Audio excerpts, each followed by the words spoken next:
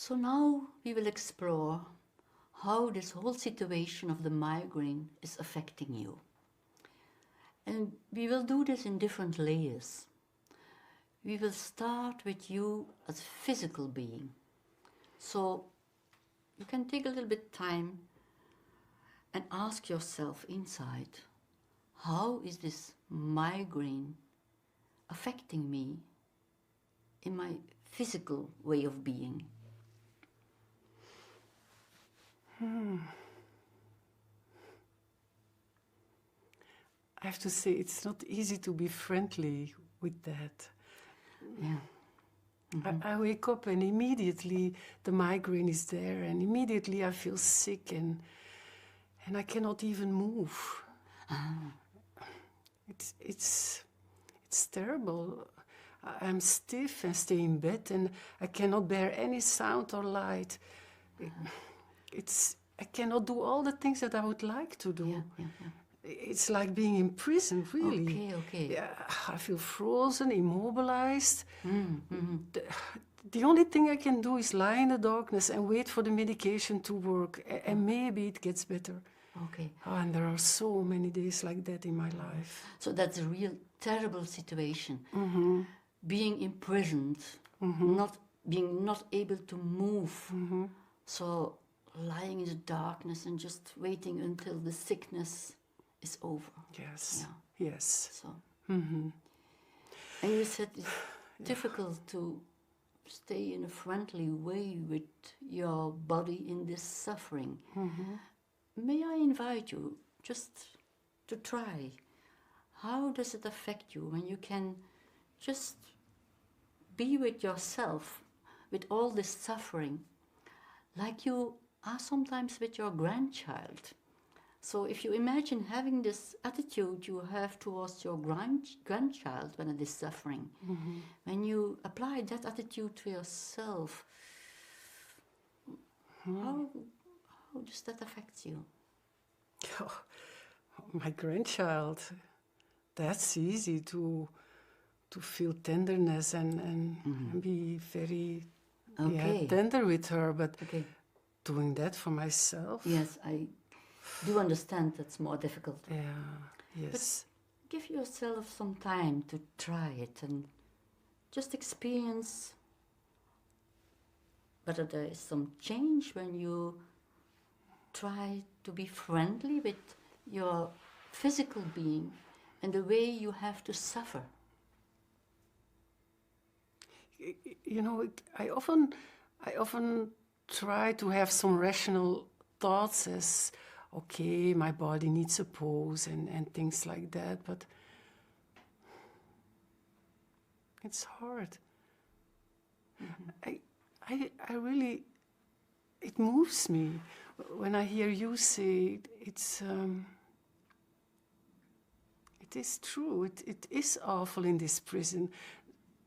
Acknowledging instead of ignoring, that makes so much difference. That was never done in my family. Okay, you are not used to acknowledge your suffering. Okay, and in your family, that was very unusual. Yes. To acknowledge your suffering. Yes. So there you learn to ignore your suffering. Yeah. Okay. Yes. Yes. So, with this issue of your family, we arrived at the social dimension. So, maybe you can say a little bit more about your experiences in your family. And how was that related to your migraine in some way? You know, in my family, when I think about it, across the generations, everyone either had or now has migraine. And the only way we learned to cope with it was ignore it. And go to school, university, work, but first and foremost, not talk about it. Okay. No one ever knew. We were always hiding the pain. Okay, so you learned not to talk about it. Yeah. And always hide whatever was there. Yes. Yeah. So this must be unusual for you now then to talk with me about your pain. Yes, it is. It is. When I'm talking about it, as I do now, there are always these old voices in my head telling me, but don't make it bigger than it is. All people have something that they suffer from. Yes. Of course, that's true. All people have something they suffer from. But that doesn't mean that it's not all right to talk about it. For me, talking about your suffering is more like a way of being friendly towards yourself, and recognizing your suffering can be a way to improve your well-being. So I just wonder how it is for you now that you can feel it's okay to recognize it. Yeah, it's sad. Sad. Yes. Okay. Yeah. It's sad, and I'm really not used to talk about these things, and and I also feel shame. Okay. So with these feelings of sadness, shame, we arrive in the personal dimensions. So I was wondering, your personal feelings around this whole situation of the migraine. You mentioned already your sadness, your shame. Are there more of your personal feelings that are connected to this situation of the migraine?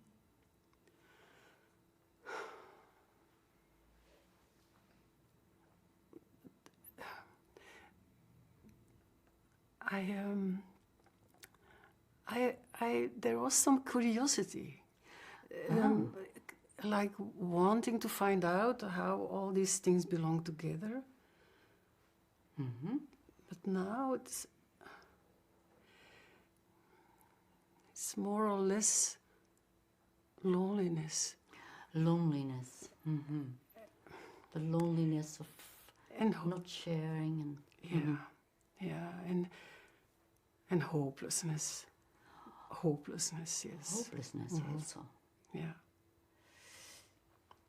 And you also said your curiosity and hopelessness. I was wondering, is there some connection between your curiosity, your hopelessness, or what?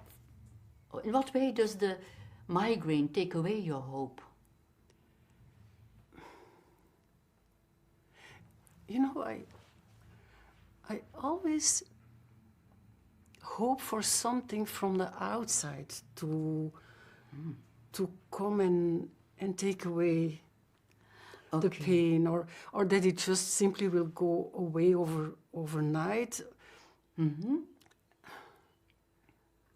Of course, you hope that there is something that can help you and that it will stop the suffering. Yeah. But you say you are always looking at the outside. Yeah, and I know it's naive,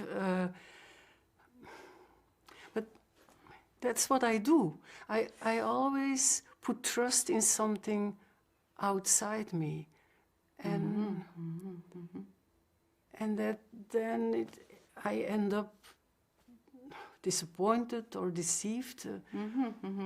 I never put trust in myself.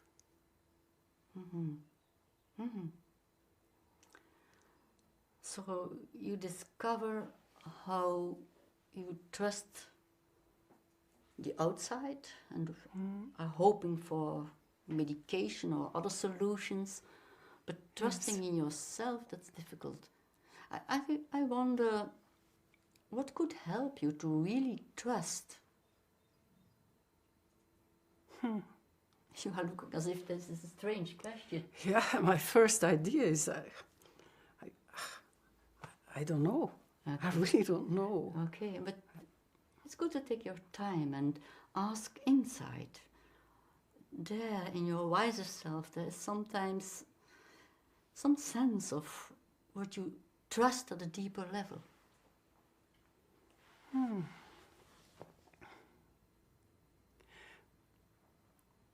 Then I think of nature. Nature? Yes, like trusting that the seasons in nature have an order. Like it's easy to trust that after the winter, the spring will come. So you experience an order in nature that is bigger than your life. Okay. And that's something you trust.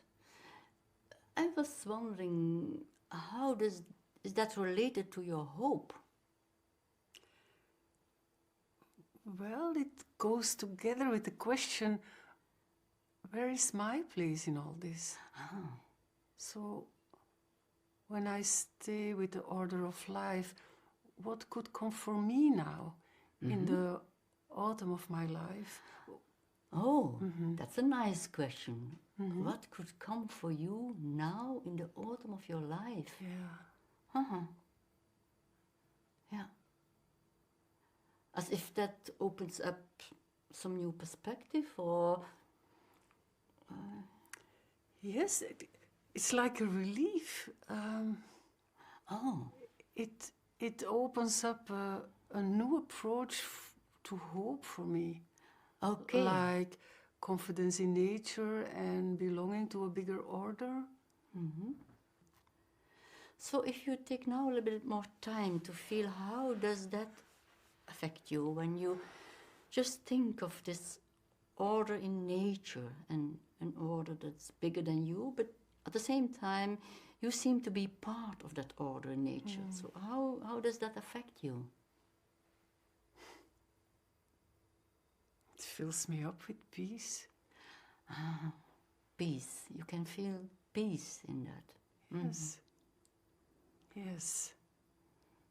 That's an important spiritual emotion. So we arrived in the spiritual dimension very naturally. Yes. Thank you for sharing and for opening up yourself to this new experience and giving yourself this new perspective that is very different from where you started by being imprisoned. Yes, it was. It is. It is. And thank you for this meeting. It really was meaningful and important to me to let a little bit of my feelings, allow it to be seen and to be witnessed. I see. Yes. I see. Thank you. Because that was very different from what you have always experienced in the past. Yes, indeed. It is. Thank you very much. You're welcome.